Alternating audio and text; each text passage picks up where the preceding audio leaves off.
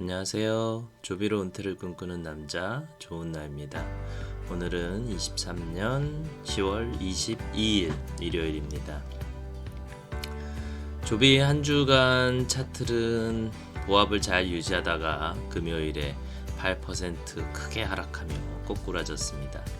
조비 자체의 요인은 아닌 것 같고 전체 시장에 대한 우려로 인한 급락인 것 같아서 저는 조금 추매를 진행해 보았습니다. 지난주 제과 기능사 실기 시험이 있고 일들이 너무 많고 바빠서 영상을 만들 시간이 없어서 지금부터 한 주간 조비 트윗에 올라온 소식들을 보고 가겠습니다.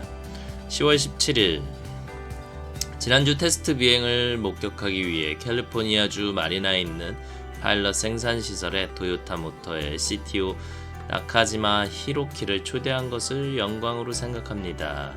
토요타와의 파트너십은 점점 더 강력해지고 있으며 그들의 지속적인 지원에 매우 감사하고 있습니다. 라고 올라왔습니다. 10월 18일 조비 에비에이션이 F-35B의 수년간의 비행 경험을 가진 2명의 시험 조종사를 고용한 것은 우연이 아닙니다.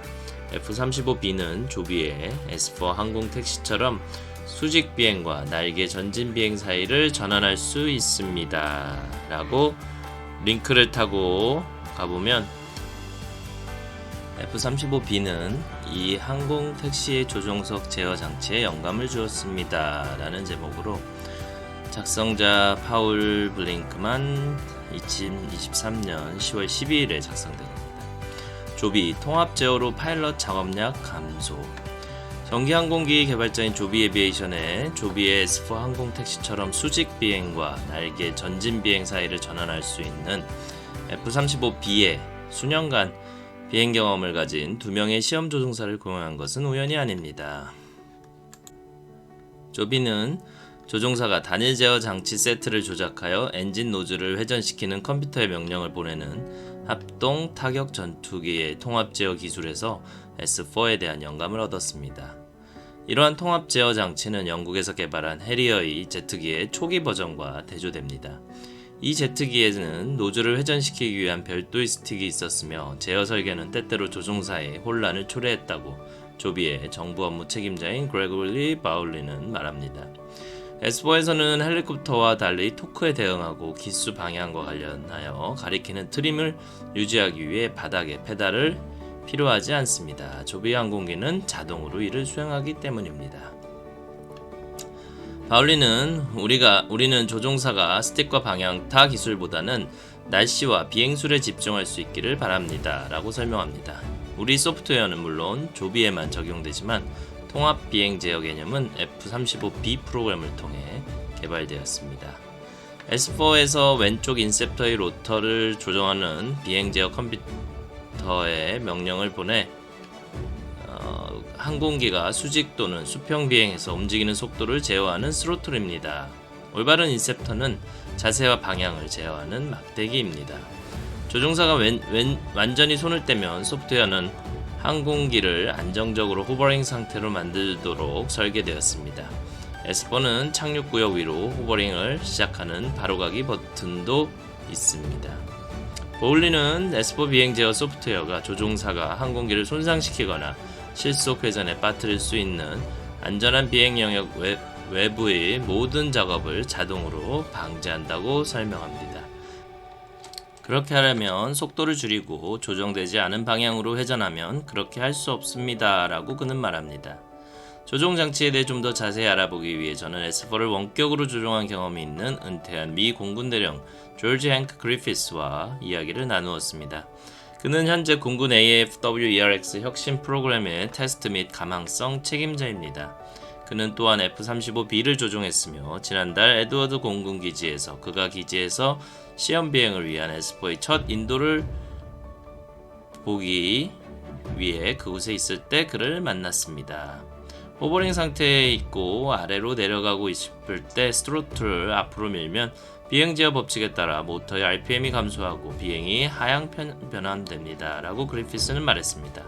해리어에서는 출력을 줄이고 노즐을 이동시키는 방법을 사용했는데 이는 작업량이 더 많습니다. 10월 19일 조비는 11월 1일 수요일 장 마감 후 2023년 3분기 실적을 발표할 예정이라고 보고했습니다. 동부 표준시 기준으로 5시에 경영진은 전화회의를 통해 결과를 논의합니다. 여기에서 웹캐스트에 접속하세요 라고 트윗을 올렸습니다.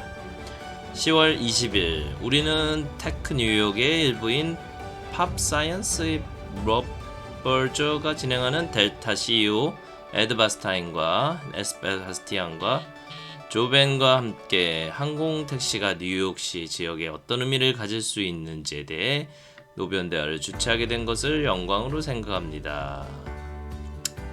이곳은 따로 링크가 없고 아직 제가 구체적으로 기사를 찾아보지 않아서 추가적인 내용이 없습니다. 이 10월 21일 조비와 델타는 조비의 eVTOL 항공기 중 하나를 히치하이킹하는 델타 고객에게 원활한 경험을 제공하기 위해 뉴욕 및 뉴저지 항만청과 협력하고 있습니다 라고 하며 링크를 타고 들어가면 아마 어제 내용들이 나온 것 같습니다. 전기 항공 택시가 뉴욕과 LA에 도착할 예정입니다. 뉴욕과 로스앤젤레스 공항에 빛나는 새 델타 항공 터미널에 곧 또 다른 기능이 추가될 예정입니다. 바로 전기항공 택시로 통근하는 승객을 위한 편리한 버티포트입니다. 중요한 이유는 미국 최대 공항 중 일부는 수십억 달러에 달하는 개조 작업을 통해 비행을 더욱 즐겁게 만들었습니다. 그러나 많은 사람들에게 항공여행에서 가장 최악의 부분은 공항에 가는 것입니다. 전기항공 택시는 고객이 혼잡한 도로를 지나 게이트의 짧은 시간 안에 도착할 수 있도록 함으로써 이러한 번거로움을 해결할 수 있습니다. 또한 전기다중 프로펠러 에어택시의 슉슉 소리가 기존 헬리콥터의 쿵쿵쿵 소리보다 훨씬 조용하기 때문에 소음으로 고통받는 도시 주민들에게 구제책을 제공합니다. 큰 그림은 한때 믿기 힘들 것 같았던 하늘을 나는 택시는 현실에서 불과 1, 2년밖에 지나지 않습니다. 조비 에비에이션, 아차 에비에이션, 베타 테크놀로지와 같은 회사는 항공기가 연방항공청의 인증에 가까워짐에 따라 생산량을 늘리기 시작했습니다. 그러나 또 다른 주요 장애물은 전기항공기가 착륙하고 이륙하고 재충전할 위치를 파악하는 것입니다. 진행 상황, 조비와 델타는 조비 eVTOL 항공기 중 하나를 히치하이킹하는 델타 고객에게 원활한 경험을 제공하기 위해 뉴욕 및 뉴저지 항만청과 협력하고 있습니다. 여기에는 쉽게 접근할 수 있는 수직항의 허가 및 건설 빠른 처리를 위한 충전 장비 설치가 포함됩니다. 뉴스 보도. 델타와 조비의 CEO들은 빠르면 2025년 뉴욕과 라과디아 공항과 존 F 케네디 공항 그리고 로스앤젤레스 국제공항에서도 시작할 수 있는 조비가 운영하는 새로운 항공택시 서비스에 대한 비전을 제시하기 위해 이번 주 뉴욕시의 한 노변 담화에서 함께 모습을 드러냈습니다. 델타 항공의 에드 바스티안 최고 경영자는 일부 사람들은 비행기를 타는 것보다 집에서 좌석까지 이동하는데 더 많은 시간을 소비한다고 말했습니다. 우리는 사람들에게 시간을 돌려주고 싶습니다. 우리에게 이것은 프리미엄 항공사로서의 역할을 확고히 하는 또 다른 방법입니다. 바스티안은 시장 규모와 기존 교통 혼잡을 고려할 때 뉴욕과 LA에서 서비스를 시작하는 것이 합리적이라고 말했습니다. 왜냐하면 그곳이 가장 큰 수요가 있는 곳이기 때문입니다. 서비스는 천천히 시작될 예정이며 처음에는 프리미엄 고객을 대상으로 합니다. 장기적으로 목표는 항공기 수를 늘리고 비용을 낮추어서 시내 공항까지 우버 블랙 차량을 부르는 것과 같은 수준인 약 $200가 되도록 하는 것입니다. 고객은 델타 항공편을 예약할 때 조비 항공 택시를 추가할 수 있는 옵션이 제공됩니다. 참고사항, 여행자의 편의성 외에도 eVTOL은 비행기를 타지 않는 사람들에게도 도시를 더 살기 좋은 곳으로 만들어준다고 조비 창립자인 CEO 조벤 비버트는 인터뷰에서 엑시오스에 말했습니다. 그가 브루클린의 한 호텔에서 연설할 때 머리 위에서 헬리콥터가 윙윙거리는 소리가 나서 때때로 듣기가 어려웠습니다. 그는 소리의 질이 확연히 다르다고 말했습니다. 나사가 와서 우리 항공기의 음향을 녹음했습니다. 그들은 거대한 마이크 필드를 배치하고 우리 항공기 위로 날아가는 음향 프로필을 녹음했습니다. 라고 그는 말했습니다. 그런 다음 동일한 환경에 있는 다른 항공기와도 비교했습니다. 그들이 보여준 것은 우리 항공기가 날아갈 때 소음 발자국이 기존 헬리콥터보다 100배 작다는 것입니다. 게다가 헬리콥터 소리처럼 건물에 부딪히는 소리가 아닌 전기 윙윙거리는 소리가 배경과 조화를 이룹니다. 우리는 사람들이 그것이 훨씬 덜 짜증스럽다고 생각할 것이라고 생각합니다. 한편 유나이티드 에어라인과 같은 일부 델타의 경쟁사도 eVTOL 서비스를 실험하고 있습니다. 주목해야 될 사항은 하늘을 나는 택시가 보편화되기 전에 알아야 할 만약이 여전히 많습니다. 채택 여부는 FAA가 얼마나 빨리 비행을 허용하는지, 회사가 얼마나 빨리 생산량을 늘릴 수 있는지, 서비스가 일반 여행자에게 충분히 저렴한지 여부에 따라 달라집니다. 라고 전하고 있습니다.